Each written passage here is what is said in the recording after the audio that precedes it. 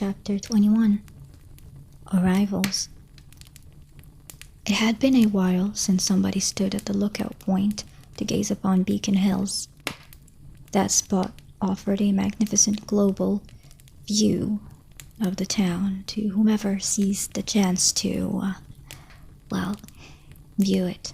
The perfect place to impress a date, by all means. A curious balance between light and darkness had established itself there. The fresh air captured the essence of all the forest dwellers indiscriminately. After all, the stars and the moon allowed their shine to fall upon the lot of them, regardless. Scott knew well to take advantage of that little Arcadia. His first love, Allison Argent, loved it as well.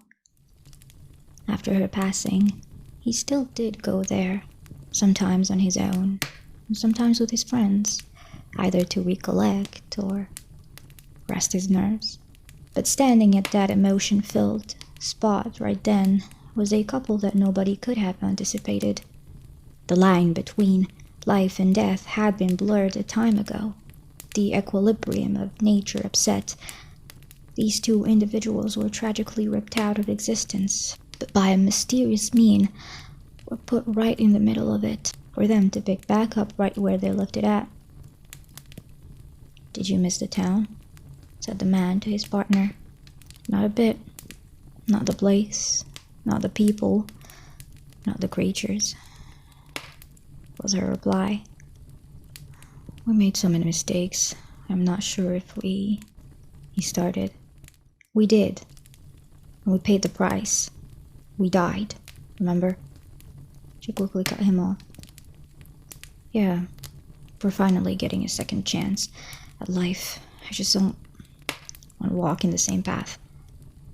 I'm not saying I disagree with you. I'm saying I'm not sure we have a choice," she said. "Kali, remember when each of us had their own pack? I definitely remember killing them to join, how did he call it again? The perfect pack.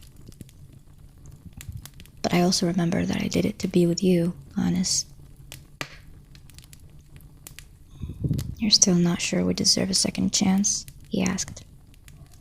"I would definitely think so if we could bring all of them back, so that they could share this chance, our original packs. I know, but I'm not sure the first thing they'll do will be to thank us when they see us. Can you really blame them, Hannes? We didn't even bury them. Our own people. Well, whatever it be, we're here now. We'll see what the future holds." Braden walked up to Scott, who was just standing in the middle of what seemed to be a spacious dining room, an old, dusty, and unkempt one. It was facing a large, beautifully designed fireplace. "Scott, what are you doing?" I'm just looking around. This place has a strange vibe." "I know. This entire house reeks of it," she replied. "I've never been here before. Theo was the one that came to rescue Liam and Hayden when they were taken by the Dread Doctors." "Rescue? You know what I mean." Braden's rhetorical question about the rescuing Scott had mentioned was in its right place, since at the time, Theo Raken wasn't really what one could call a friend, and he definitely wasn't there to rescue anybody. "So where did it all happen?" "The basement. And apparently that's where Lydia and Malia want us to go," he said. "What do you think about her, by the way?" asked Braden as they started moving towards the basement. "Malia?" He carried on once he concluded that her body language was enough of an answer. "I don't know what to think just yet. Everything sort of fell on our heads in one night. Please, when have you ever had the time to prepare for a tragedy?" "Fair enough." He chuckled lightly before that reply. "I guess we'll just have to keep going. hoping she might. He suddenly paused, stopping Brayden in her tracks right behind him. At that point, they were in front of a closed door. "What is it?" His lack of words irked her a bit, but she opted not to insist when she discerned the confusion pinned on his demeanor. He appeared to contemplate for the answer within himself, though he also seemed to come short of one. "Monroe, it's Monroe." "She's here?" The woman raised her weapon and put her guard up. Not that it was down to begin with. By then, they were both on high alert. Their bodies kept getting more and more tense, their throats drier during the moments leading up to him grabbing then twisting the knob. "Something about it is off, though." "What do you mean? Is it Monroe or not?" "Definitely her scent, but..." he confirmed. "What? We already know this place reeks of death, so no pressure." "Well, I'd like to think that a true alpha werewolf can catch more than a scent. We've been here for a while now, and I haven't heard anything. No shuffling, no breath, and no heartbeat." "You're saying she's dead?" "I am saying she's definitely not breathing." The conversation they started at the top of the stairs, after they opened the door, was then coming to an end. They descended to what looked like the basement, still very wary of every step they took, mechanically turning from left to right, each at their own turn, to have the other's back just in case. Brayden decided to head towards the shelves, a smell then tickling her nostrils. She began to understand what Scott meant a few minutes earlier. The alpha made his way towards the gigantic gap in the wall that seemed to be calling for him. "Brayden?" The exploration was short. It seemed they found what they came for pretty quickly. Brayden sped her pace towards Scott. She did not like how troubled the sound of his voice was when he called her. She was ready to fight, to face the enemy. What she wasn't ready for, however, was whatever she was facing right then. It sure was the enemy. Only not quite. Monroe, the instigator of a huge wave of violence against any and all supernatural creatures, had met her fate. So many years spent running after her tail for eventually that. Just an empty husk, no breath, no color, and no sign of life. Monroe was dead and done for. Chapter 22. The Four Musketeers. Watching the gravedigger work in the middle of the night in the Beacon Hill Cemetery of all graveyards pushed some painful memories back to the surface. Oh, how cruel were those days to him. But in spite of his aching heart, his face couldn't part ways with that radiant and contempt-filled smile. He did feel contempt, and the more he thought about it, the higher his satisfaction rose as he watched the hard-working man in action.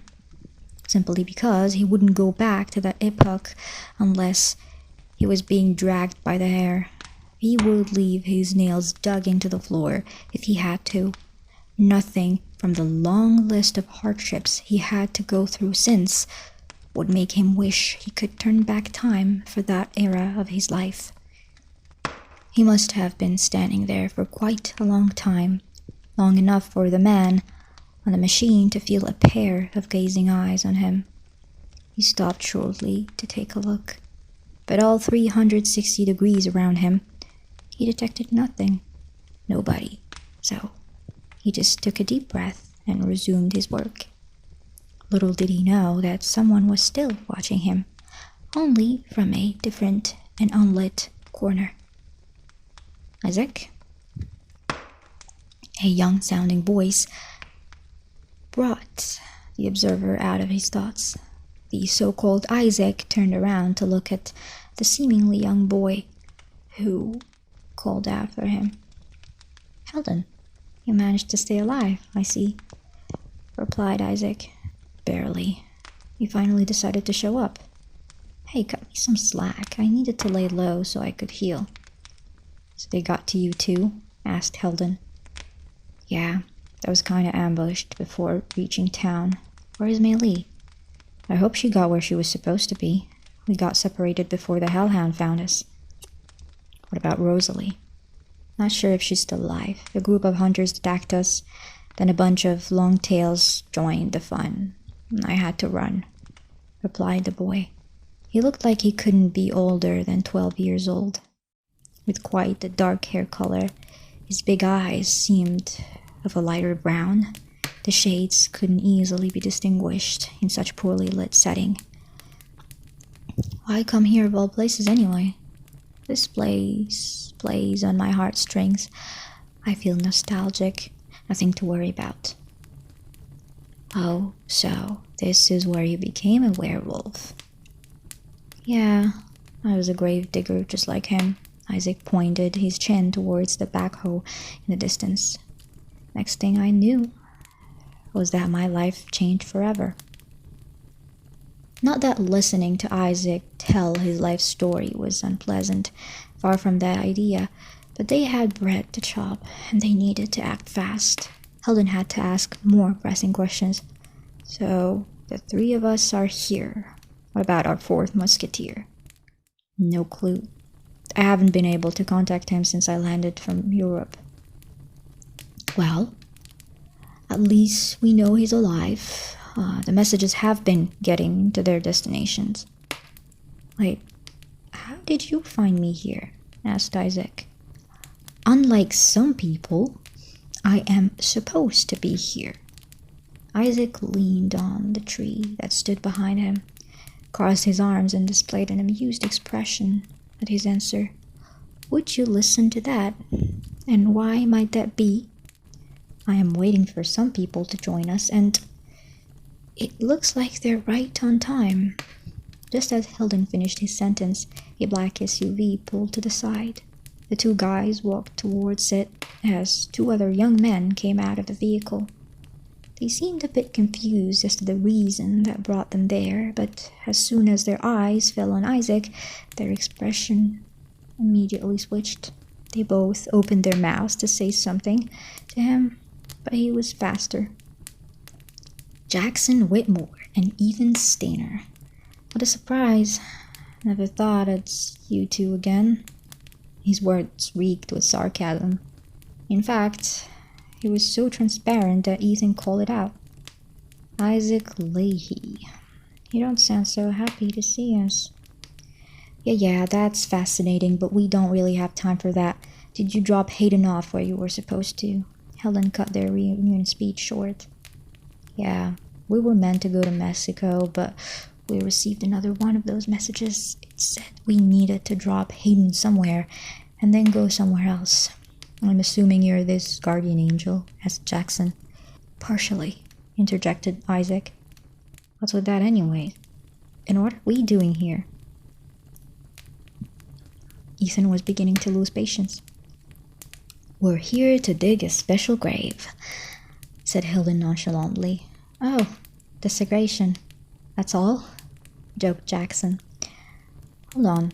I want to go back to the part where you said you were only partially the guardian angel.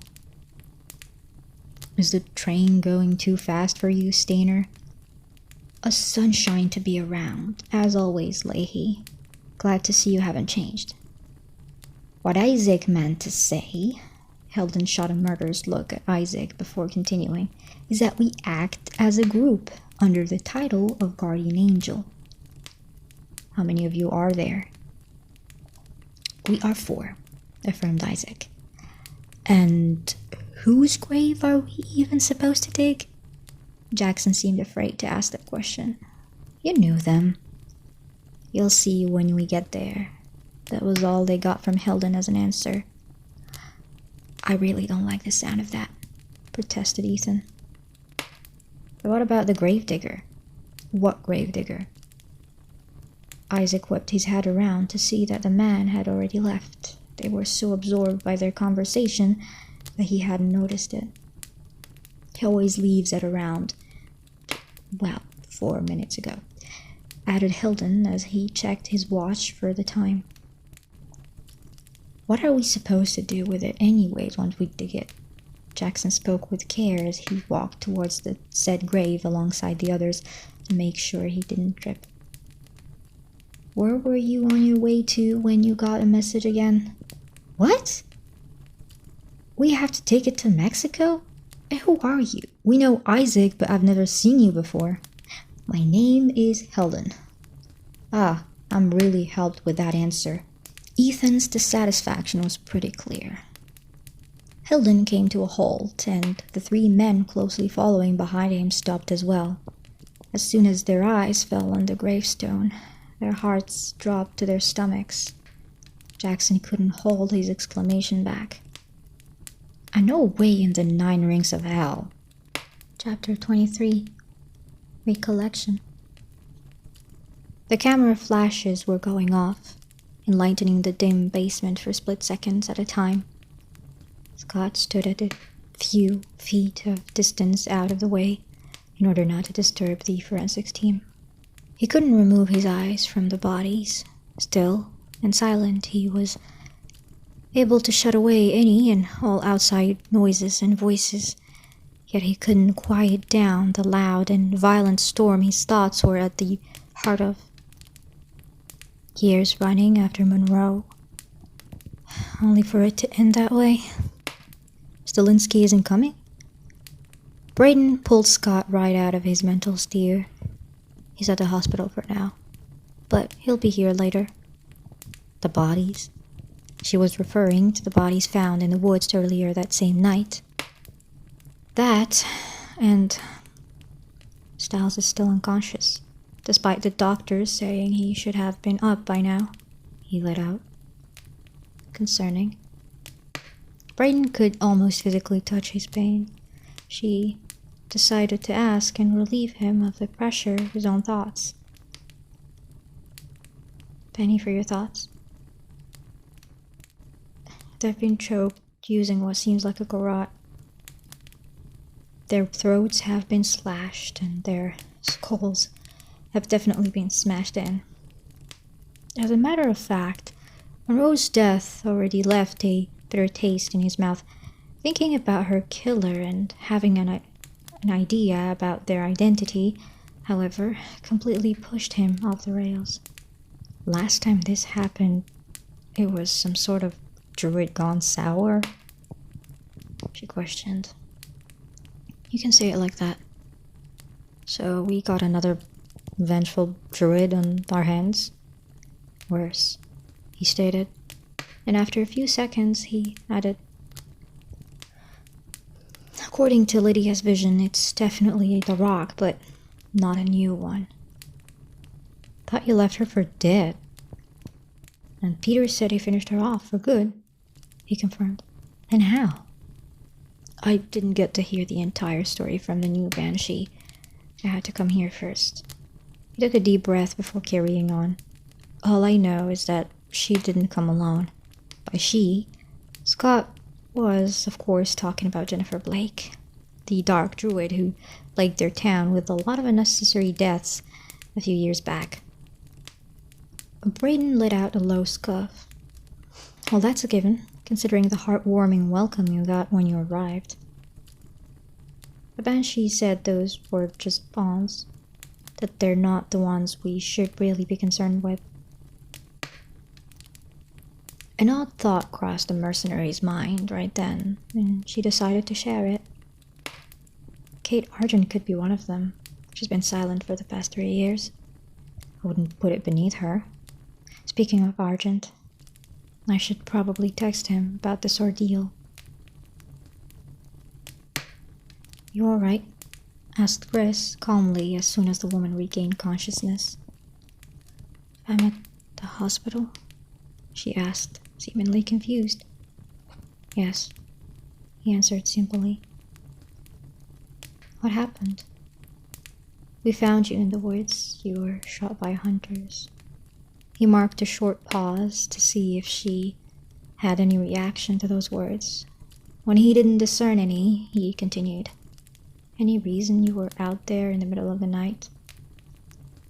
I don't really remember. She fiddled with her fingers while looking down at them. I see. You saw something else in the woods, didn't you? The woman remained silent. When I brought you in earlier, you were asking about your son. She gave him no response there either. He could tell she was hesitant to open up. To her, he was nothing more than a stranger, and he didn't expect her to trust him, so he decided that the best route was to reassure her first. Alright, you don't have to answer any of those questions if you don't want to. I know you can't trust me or anything I say, but I'm trying to help. Just know that nothing you will say can make you sound insane. The sound emanated from Chris's phone, indicating the reception of a text message. He pulled it out of his pocket to read it, and while he did so, the lights in the room flickered for about 2 seconds, causing them both to look up instinctively. They're here already, she stated. Who are they? We were supposed to meet Scott and the others. That's why we were crossing through the woods. The hunters showed up, then the Longtails followed. It seemed that something had changed her mind about speaking to him. Either she trusted Argent or not. The Longtails? His inquiry urged her to tell more. Basically, half men, half scorpions. They have long scorpion tails. Yeah, I've heard of those tonight. Where do they come from? They're nothing more than foot soldiers. They only obey their leader, she said. I don't know much about the one that gives direct orders to these brain-dead creatures, but I know who benefits from this entire thing. He goes by the Apprentice. Chris took a few seconds to digest what she'd just given him, before concluding that he'd gotten enough from her. He didn't want to press her further. I see. I should get going for now. I won't disturb you further. Rosalie. My name is Rosalie. And my son's Heldon. Chapter 24. Kin.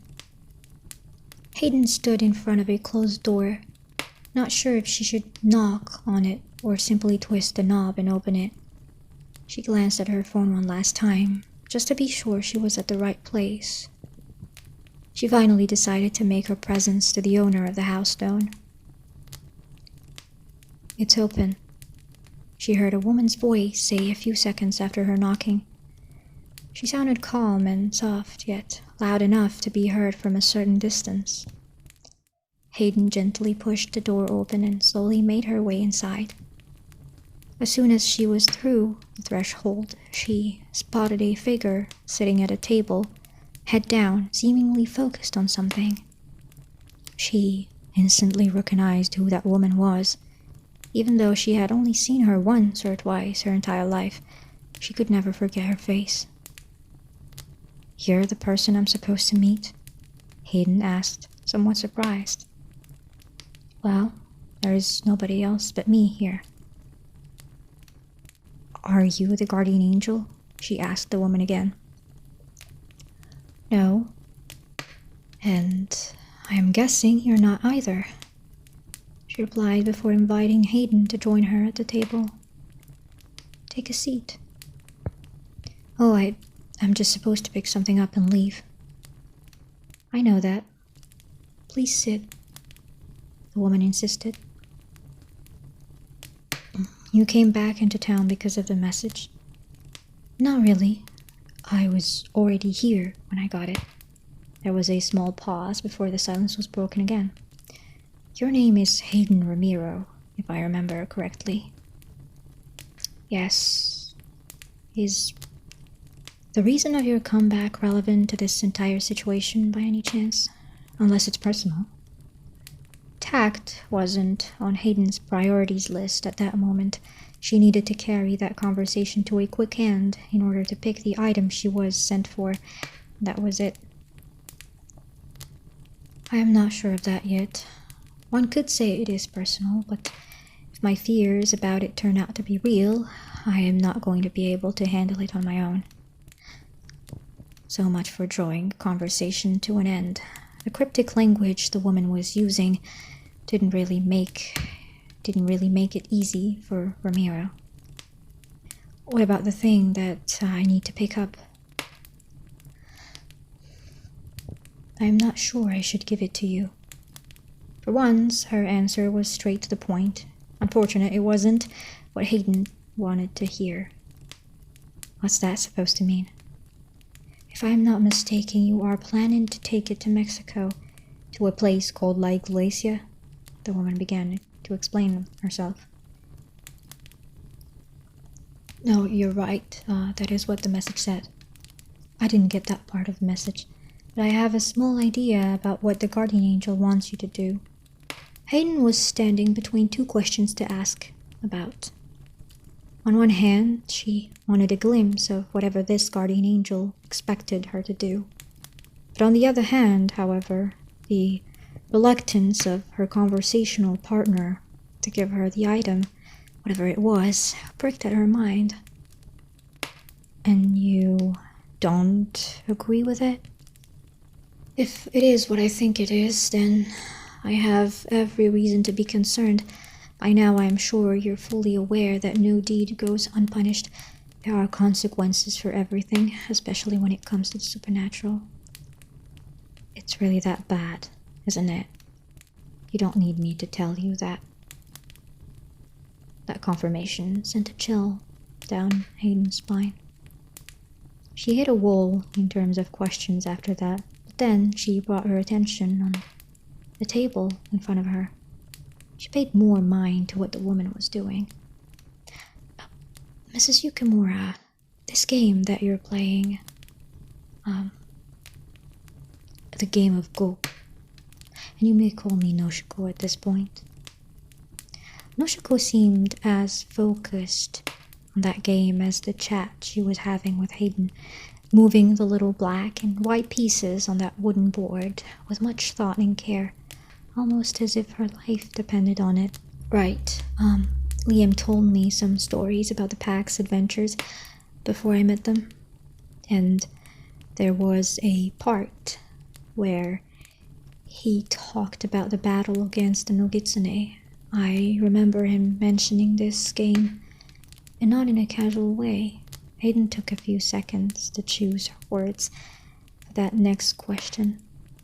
Does that reason you came back for, that you're not very sure about, have anything to do with the Nogitsuné? As I said, I am not sure about it, but I do have a strong feeling about it, yes. How come? Are you somehow connected? In a way. As I'm sure Liam has also mentioned, I am responsible of the fact that this one is roaming the earth. But he is my kin, after all. Just a different type of kitsune. It's like you being able to smell other werewolves, for example, explained Noshiko. Well, unless they have the ability to inhibit their scent, then yeah, I suppose. Yes, you get the point. Ramiro's anxiety was already 10 stories higher, but she dreaded the answer to her upcoming inquiry even more. What do you suspect the guardian angel wants us to do in Mexico that you're so much against? The object that you were sent to collect from me is Kira's sword. It's in pieces in that little jar behind you. Hayden whipped her head around to catch sight of a little white jar sitting on a smaller table. That got her confused, considering Noshiko's stance on the matter. I'm not following. Are you saying I can't take it, or... I said I was against the idea, not that I had a better plan, she stated simply. What do you think we'll need to do with it? Hayden attempted again, since she didn't get a relevant answer before. If I am correct, you're going to drastically upset the balance of nature.